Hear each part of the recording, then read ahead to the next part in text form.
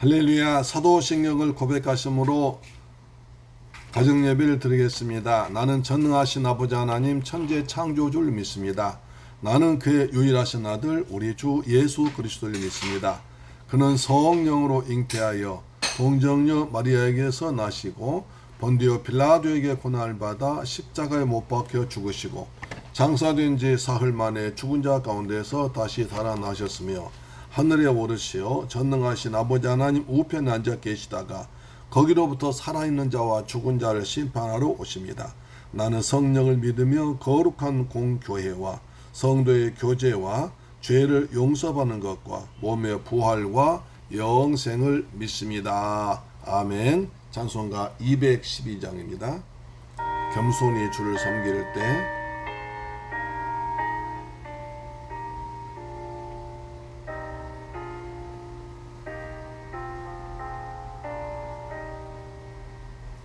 겸손히 주를 섬길 때 괴로우니 임하느나 구주여 내게 힘주사 잘 감당하게 하소서. 인자한 말을 가지고 사람을 감화시키며 갈 길을 잃은 무리를 잘 인도하게 하소서.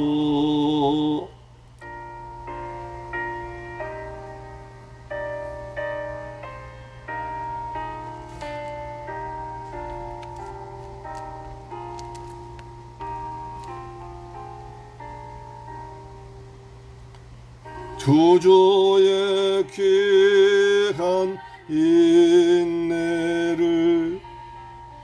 깨달아 알게 하시고 굳건한 믿음 주셔서 늘 승리하게 하소서.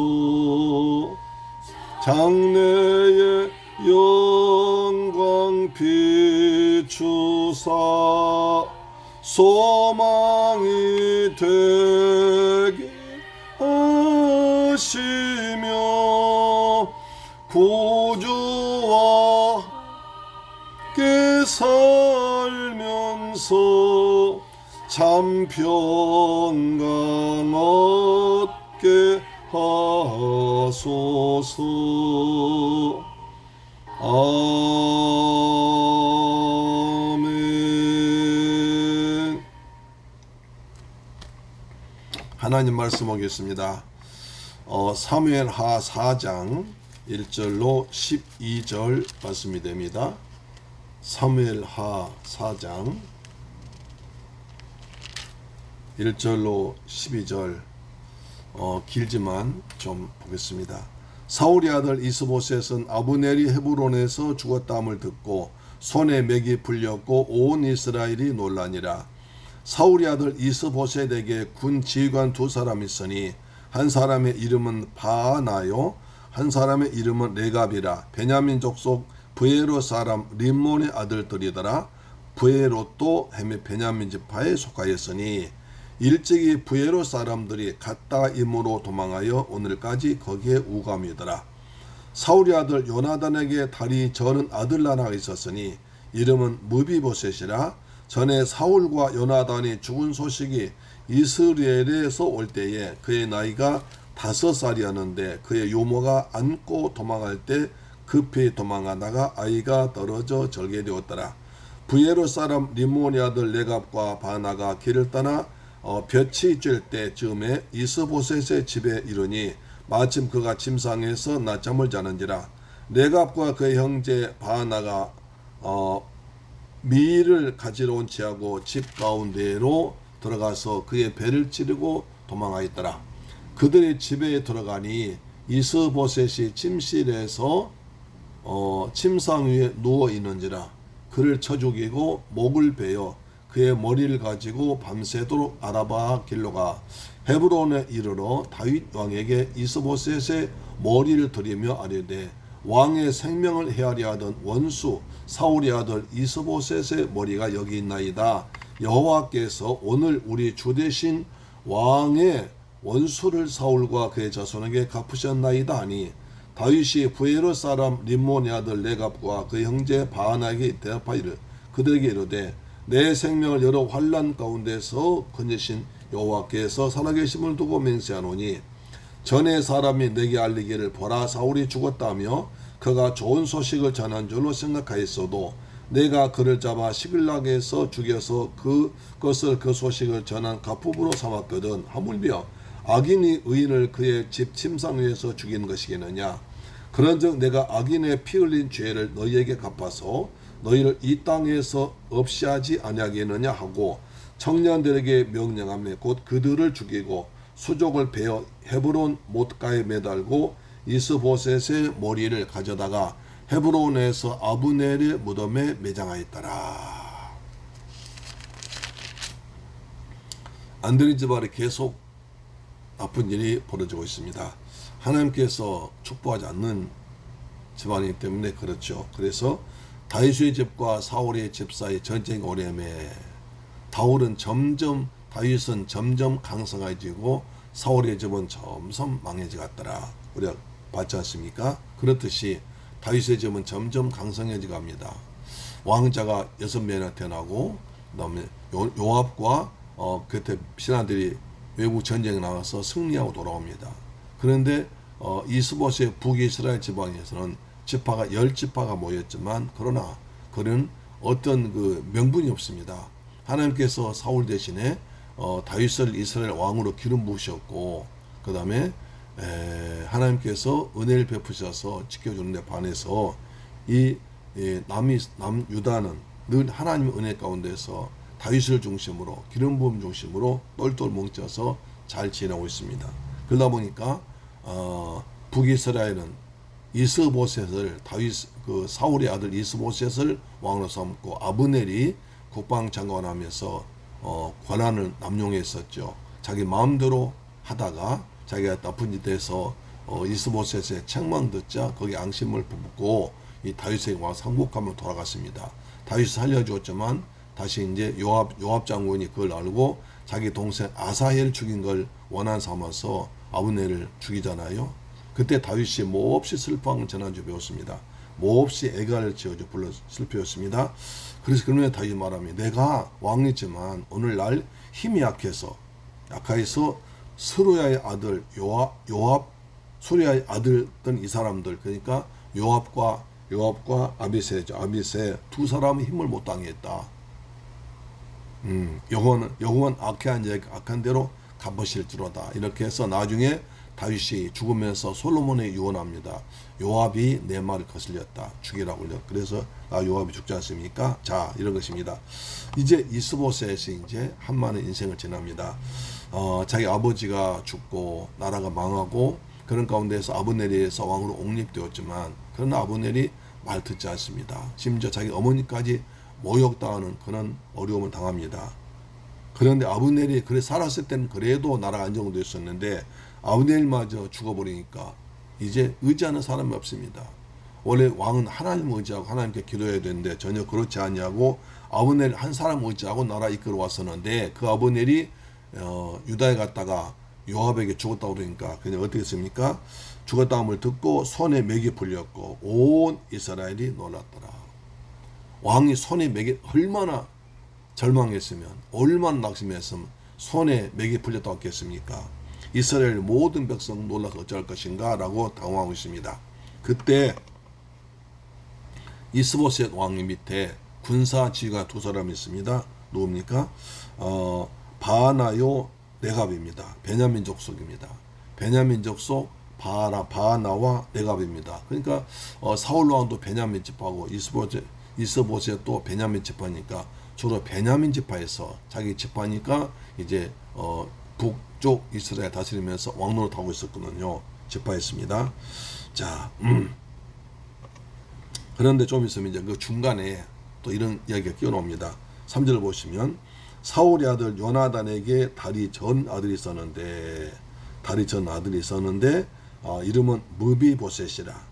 전에 사울과 요나단이 죽은 소식이 이스라엘에 올 때에 그의 나이가 5살이었는데 유모가 안고 도망가다가 떨어져서 다리가 절뚝발이었습니다. 이것은 무슨 말이냐면 나중에 이제 이스보셋이 죽고 그러면 이제 사울 집안에서 남은 사람이 얘밖에 없어요. 5살 때 죽고 5살 때 아버지가 죽고 유모가 안고 도망가다가 놀라서 떨어뜨려서 다리가 절뚝절뚝하는 사람이었습니다. 이 사람밖에 없습니다. 무비보셋밖에. 그걸 말해준 거죠. 다시 이제 3절로 돌아옵니다. 브엘의 사람 리몬의 아들 레갑과 바나가 다시 돌아가죠. 길을 따라 볕이 질 때쯤에 이스보셋의 집에 이르니 마침 그 침상에 낮잠 자고 있더라.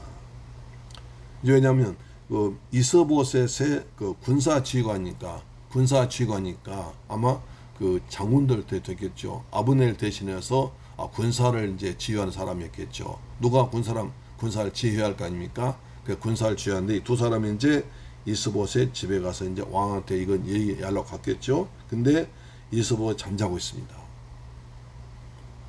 뭐 어디 생각나면 이렇게 나라가 위중한데 잠이 오느냐 그럴 수 있지만 너무 절망하고 근심하다가 잠깐 잠이 들 수도 있죠. 5절 레갑과 그 형제 바나가 밀을 가지러 온 치하고 집 가운데로 들어가서 그의 배를 찌르고 도망했더라. 가보니까 왕이 잠자고 있는 거예요. 그래서 왕이시여 일어나십시오. 어떻게 할지 우리가 대책을 써야 됩니다. 하지 않고 이때를 이용해서 죽여버립니다. 다시 7절 그들이 집에 들어가니까 이스보셋이 침실에서 침상에 누워있더니라. 그를 쳐 죽이고 목을 베어 그의 머리를 가지고 밤새도록 아라바 길로 갔다. 이것을 6절 구체적으로 설명한 거죠. 그리고 이제 헤브론까지 도망갑니다. 이스보셋의 목을 가지고 이스보셋의 목을 잘라가지고 가져갑니다. 사람 죽인 것도 힘든데 그 목을 잘라가지고 그걸 가져갑니다. 왜? 내가 이 사람 죽였습니다. 내가 이스라엘 왕을 죽였습니다. 이제 이것을 바치니까 이 사람 생각할 때 다윗한테 굉장히 칭찬받고 상급받을 줄 알았겠죠. 헤브론에 이르러 다윗의 왕이 이른 이스보셋의 머리를 들이며 아뢰되 왕의 생명을 헤아려 하던 원수 사울의 아들 이스보셋의 머리가 여기 있나이다. 여호와께서 오늘 우리 주 대신 왕의 원수를 사울과 그의 자손에게 갚으셨나이다 하면서 사울을 다윗의 원수라고 그럽니다. 그리고 여호와께서 우리 주 대신 왕의 원수를 이제 자손에게 다 갚아서 이렇게 제가 죽여가지고 왔습니다 라고 하면서 잘했다는 듯이 제가 이렇게 큰일하고 왔으니까 상 달라는 듯이 한 자리에 달라는 듯이 자랑스럽게 얘기하고 있습니다. 나쁜 사람들이죠. 그렇지 않습니까? 아니 조금 전까지 자기가 왕 삼고 섬기던 그 밑에 군사로 따르면서 다윗과 대치했던 사람이 이제는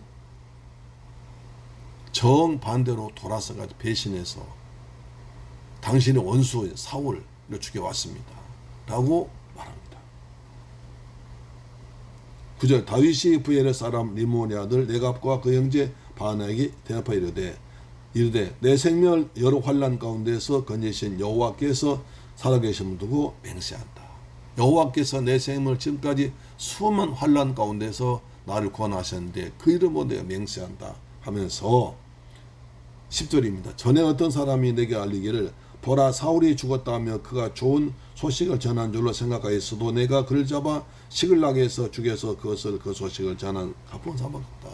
얼마 전에 사울이 죽었을 때 사울의 목을 가지고 와서 내게 또 이렇게 구한 사람이 있었다. 여호와께서 하셨다. 말씀이 있었는데 그때 어떻게 한 줄 아느냐? 내가 시글락에서 그 사람을 죽였다. 왜? 하나님께 기름 부어서 온 사람을 죽였으니까 죽은 것이다.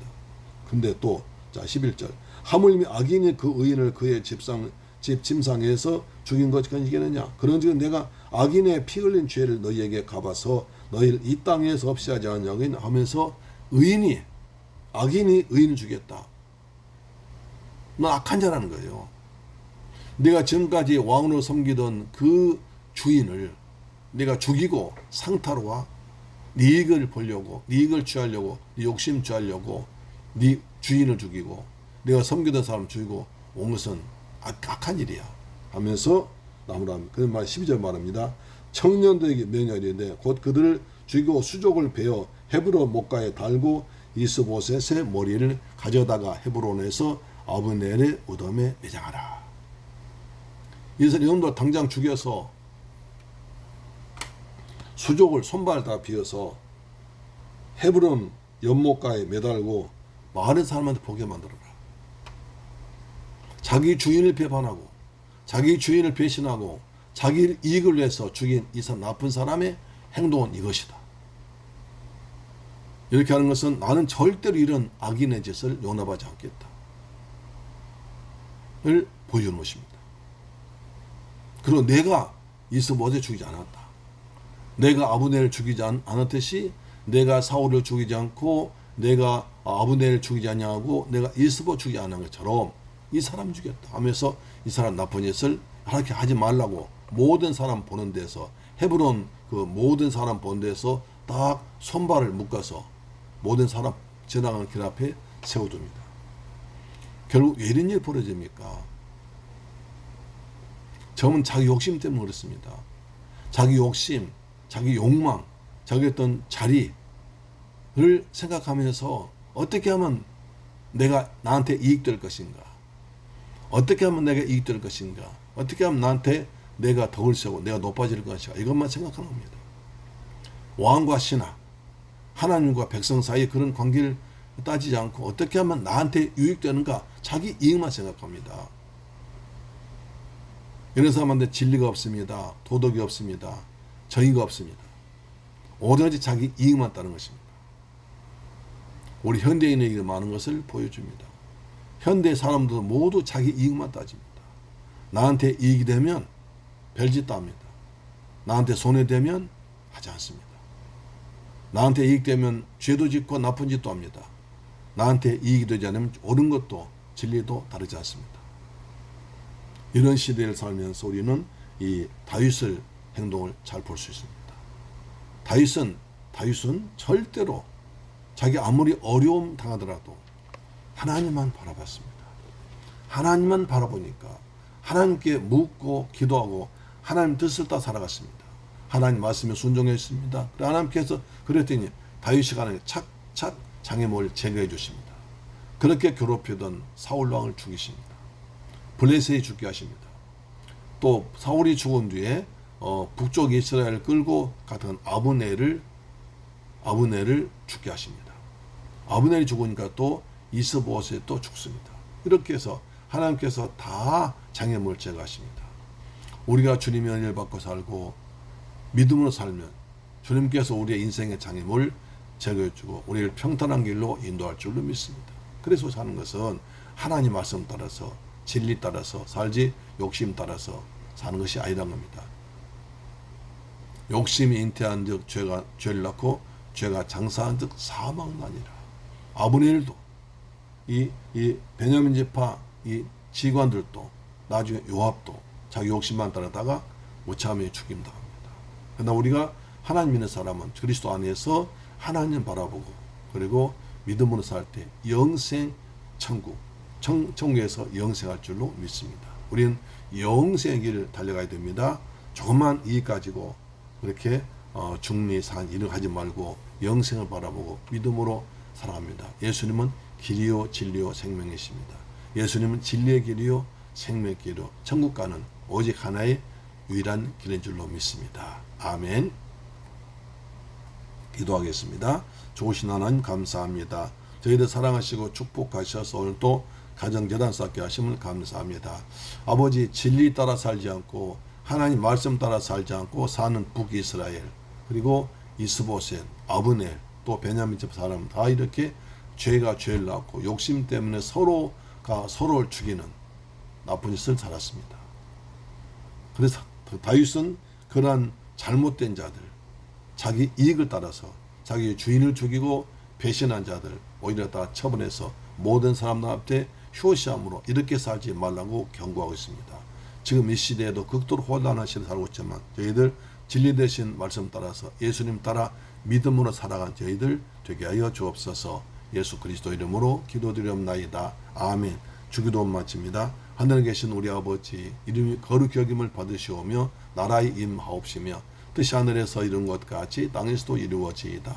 오늘날 우리에게 일용할 양식을 주옵시고 우리가 우리에게 죄 지은 자를 사하여 준 것 같이 우리 죄를 사하여 주옵시고 우리를 시험에 들게 하지 마옵시며 다만 의에서 구하옵소서. 대개 나라와 권세와 영광이 아버지께 영원히 있사옵나이다. 아멘. 내일 뵙겠습니다. 할렐루야. 여기는 그 필리핀 두마게티 그 섬 아주 아름다운 섬인데요. 길가에 이렇게 야자수가 참 많이 있는 아름다운 곳입니다. 할렐루야. 아멘.